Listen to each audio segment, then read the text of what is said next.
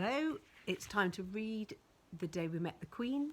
Today's chapter is chapter 4, The Story That Broke the Internet.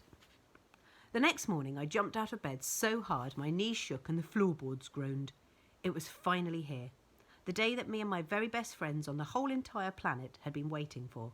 We were going to go and meet the Queen, the real live, actual Queen, the one we saw on our pocket money and in the newspaper and on the television and on stamps. And just as soon as I realised it was here and that I had to get ready, I instantly felt sick. It's funny how your brain can be so happy about something that it feels as if it might burst into a billion stars at any moment, but your body can feel like it has the flu and it's hot and cold and sweaty and giddy, as if there are two different people stuck inside you having a fight. "Ah, you're up early," said my mum, walking in with a huge smile on her face. Mum doesn't really do smiles very often, not properly, but when she does, it feels like magic and as if anything can happen. Mum used to smile all the time when Dad was alive, even when there wasn't really any real reason for her to smile, like when Dad never read the signs properly and got lost driving us on an adventure, and she had to read the maps properly for him, or when she had to eat another dinner that Dad had half burnt without meaning to. Dad loved cooking and driving, but he was never good at them, even though he was a carpenter and could make whatever he wanted with his hands. I can remember Mum making fun of him and making him laugh too. But 4 years ago, when I was 6, Dad died in a car accident, which made Mum stop smiling. Now she only smiles when something extra special happens. So I want to make as many extra special things happen every day as I possibly can. Some days it's hard, but other days are easier, like the day you're about to go and have tea and biscuits and who knew what kind of cakes with the Queen. Feeling too excited to do anything else, I ran and gave Mum a hug. But I was jumping up and down at the same time, so it wasn't as warm and cuddly as it should have been. Calm down, laughed Mum as she stroked my head. "We can't have you hopping all over the place like a frog when you go to meet the Queen." She gave my head a long sniff. "And you smell fine now. Thank goodness. Go and wash up and I'll get breakfast ready, okay? You've got hours yet." I nodded and, still jumping up and down because I was too excited not to, went and got as clean as I could. I had washed out the horrible smells from my hair and nose last night, but I wanted to make extra sure I didn't smell even a little bit like stink bomb. So I scrubbed my face extra hard with soap and I brushed my teeth for an extra minute and used 3 extra squirts of hand wash. Then I ran back into my room and closed my door and stared up at the clothes Mum had hung up on a large hanger to make sure they wouldn't get creased. There was my most special black shirt with sparkling silver stars and golden planets all over it that Mum had ironed until it looked brand new, even though it wasn't, and I had worn it to at least 4 parties and even to Buckingham Palace on my last adventure there, but the Queen hadn't seen it that last time because of everything that had gone wrong, so it didn't matter. Then behind my shirt was a brand new pair of black jeans that Uncle Lenny had bought for me, because he said going to meet the Queen was like going to a wedding, and that you should always wear at least one new thing. And tucked into the pocket of the jeans was an extra special pair of socks that I had bought with my own pocket money. They were bright blue with little dogs all over them, because I read that the Queen likes dogs, and if I run out of things to say to her, or if she starts looking sleepy and bored, I can show her my socks. It's good to have a backup plan. I was in such a rush to get dressed that I banged my head on the door and stubbed my toe on the bed, but I was too happy and excited to feel any pain. I was pulling on my second sock when I heard the doorbell ring and Mum running to open it. "There's my little tiger," cried Uncle Lenny as I ran out of my room to see who it was. Uncle Lenny is Mum's brother. He has a moustache that tickles my face whenever he gives me a kiss on the cheek. And because he's a taxi driver, he likes putting his hands on my shoulders and pushing me around the flat as if I was a car. I was so glad that my horrible Aunt Christina wasn't with him, that I gave him a running hug too. Aunt Christina isn't nearly as nice as Uncle Lenny. No matter what's happening or how happy you might be, she always looks confused and angry at the same time and sniffs the air as if her nose is hunting for clues. "All spruced up and ready to go, I see," said Uncle Lenny, holding me away with his arms extra straight so that he could see all of me at the same time. "You look as if you're fit to see a queen. Oh, wait a minute. You are. Uncle Lenny looked at me for a second and then began to laugh so much that a tear fell out of his eye. Then, shaking his head, he muttered, "Oh, that's a good one." Grown-ups always like laughing at the things they say, even when what they're saying doesn't seem even a bit funny. It's very strange, but then most grown-ups are. Even Uncle Lenny sometimes. Mum brought me a bowl of porridge with a small mountain of strawberry jam in the middle, and Uncle Lenny switched on the telly. Usually I wasn't allowed to have breakfast on the sofa and watch telly too, but it was such a special day that it felt like all the normal rules didn't matter anymore. "Here, look," said Uncle Lenny, putting the volume up. "Your school's on the news again. I saw it last night too." "Really?" I asked, feeling surprised. Mum had worked late at the library last night, and Mrs. Abbey, our next-door neighbour, who looks after me sometimes, had wanted to watch a programme about people who tried to bake perfect cakes and then cried when they couldn't. So I had spent all evening reading my favourite Tintin comic books instead and thinking about the different cakes the Queen might be asking her bakers to make for us, and how I could convince her to help me prove that Brendan the Bully was a stinking criminal. I didn't think reporters would care about Ahmed in the assembly because it was cancelled, so I hadn't watched the news at all. As I took a bite of my porridge and Mum took a bite of her toast and Uncle Lenny took a sip of his coffee, the newsreader on the TV looked out at us with a serious look on her face. Behind her was a picture of my school hall. It showed everyone frozen, right in the middle of running and screaming and looking extra panicky. "Newham Neilson's school is once again at the centre of a scandal that is rocking the nation," said the newsreader. "What, because of the stink bombs?" I asked, wondering how stink bombs in an assembly could rock a whole nation. "Shh," said Mum, putting down her toast. Mum only ever put food back down on her plate when she was very serious or angry, so I put down my spoonful of porridge too. The newsreader, as if she had been waiting for us to be quiet, continued. "Yesterday, stink bombs disrupted the school at its gathering for a morning assembly, leading some to wonder if the act was a protest against the impending meeting between Her Majesty the Queen and Ahmet, the refugee boy who made headlines a few weeks ago." "It wasn't a protest against that," I cried, feeling angry. "It was just Brendan the Bully being stupid." "Shh," ordered Mum again, leaning closer in towards the telly. "Ahmet was made famous for inspiring a group of children from his class to attempt a break-in at Buckingham Palace. Their aim was simple: to obtain the Queen's help for locating his family, an act which sparked headlines and inspired the Queen to invite Ahmet to tea.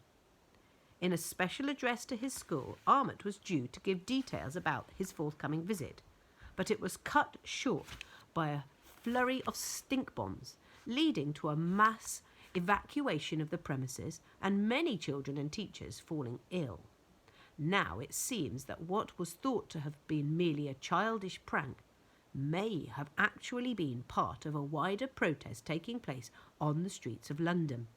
Here is Ramesh Dahi with the full story." The picture on the television changed from the newsreader to a video of our school hall. I could see Ahmet and me and Josie and Tom and Michael all standing on the stage looking very small, and Ahmet's mouth moving, and then a puff of grey-green smoke, and everyone running and screaming and pushing each other away. But the screams were silent because over the video there was a man's voice saying, "Yesterday morning, hundreds of pupils were forced to flee from the Assembly Hall at Nelson School after a coordinated stink bomb attack. Caught on film by the press, videos of the entire event are now going viral. The scene was one of pandemonium and chaos, with many asking, was this a protest staged by students who disagree with the presence of refugee children at their school?" The video of school was paused and the picture changed again, this time to a tall, grey-haired man standing in the middle of a long, red road. I recognised the road right away. It was the exact same road me and Tom had walked down a few weeks ago to get help for Ahmet and his family. "I'm here this bright Saturday morning in front of Buckingham Palace, where in just a few short hours the Queen is due to meet with a child who might be the most famous refugee on the planet, a boy we all know as Ahmet." The reporter frowned as if the name Ahmet was so serious it deserved a special frown of its own. The frown went deeper as he said, "It is a meeting that has sparked endless debates, with some saying the Queen is overstepping her neutral position as head of state by welcoming a refugee of war to tea, and others arguing that supporting refugee children and families falls within the confines of her role." The camera pulled away and turned left from the reporter's face. Right behind him, you could see a group of people holding up large signs and shouting angrily. Their signs said things like, "Immigrants not wanted," and "Go back to where you belong," and "Refugees not welcome." Lots of them were wearing big blue stickers that said, "Fry for Prime Minister." But opposite them, on the other side of the road, was another group of people with signs that said, "Refugees welcome," and "For Queen and all country," and "All Armots welcome." The camera went back to the reporter. Only now the reporter wasn't alone anymore. There was a man standing next to him, a man with large black eyes and a dark grey suit and a bright blue tie. He was somebody I had seen before and whom Mum hated so much that seeing him now made her slam down her plate on the coffee table with an angry bang. Uncle Lenny looked down at me and gave me a wink, which instantly made me feel less scared. Joining me now is a Member of Parliament and leader of the National Union of Great Britannia Party, Mr. John Fry, said the news reporter, holding out a microphone. MP Fry, what do you make of the anger being directed at what is, to all ends, just an innocent tea party between the Queen of England and a 10-year-old boy? Mr. Fry smiled and looked at the camera, which made Mum made an angry growling noise with her throat. "Innocent?" he asked. "Manipulating our monarchy for political ends is anything but innocent.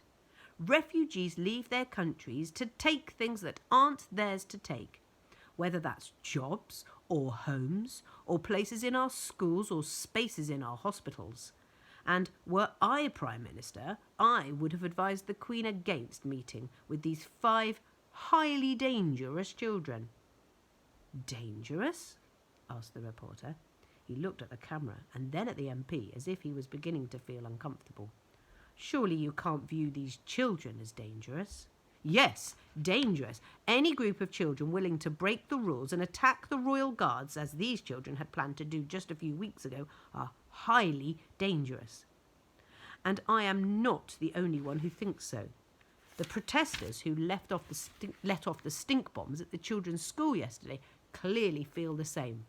The whole thing stinks. Refugees should not be..." "That's quite enough," said Mum, picking up the remote control and turning off the television. "Couldn't agree with you more," said Uncle Lenny. Then, giving me a nudge with his arm, he said, we don't need no small fry ruining our day with the Queen now, do we?" And, laughing again, he wiped away another tear, as I stared and wondered what was so funny this time. I glanced over at Mum, who was looking at Uncle Lenny too, and shaking her head and grinning. I wanted to ask her at least 5 questions about how we were going to get to the palace when there were so many people there, and what if the Queen got upset and didn't want to see us anymore. But just then the buzzer to our flat rang. Mum jumped up and pressed the special camera button and cried out, "Come on up, Josie."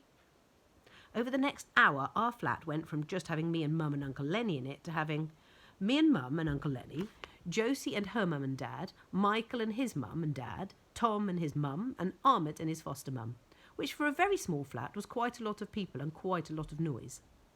But everyone was so happy and looked so nice that it didn't seem to matter that no one could sit down. Everyone had worn their very best outfits.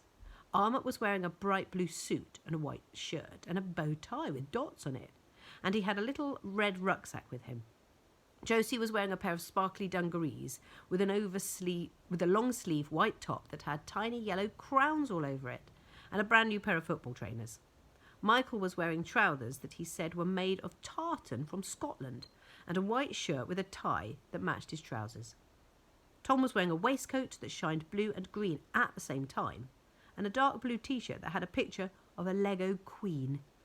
I think he had put extra gel in his hair today too, because it looked stiffer and more golden yellow than it normally did. Mum and me had spent all of last night cleaning and tidying and polishing and putting our books straight to make the flat look nice for everyone, instead of watching a film or reading an extra long story together like we normally did on Friday nights. I was glad it looked so nice, and I was especially glad I had tidied up my room because it was the first time Ahmet and Michael and Tom had seen it. I mostly only have books in my room and a table filled with some of Dad's old pens and tools. But the one super cool thing I have is the old-fashioned record player Dad left me. I played a record on it for everyone, and for the first time in a long time, it didn't seem to make Mum sad. I think she knew Dad would have liked everyone listening to one of his songs together. "It's 11 o'clock, kids. Time to go," announced Uncle Lenny, opening the front door and standing beside it like a butler. "Won't do to be late for the Queen, and traffic is never a friend to anyone on a Saturday." I looked around at my friends and gave them a massive grin. It was finally time to go and see the Queen and ask her our most important questions. And no one, not Mr. MP Fry, or the people with the angry faces and signs, or Brendan the Bully's stink bombs, or even videos that were breaking the internet, could stop us.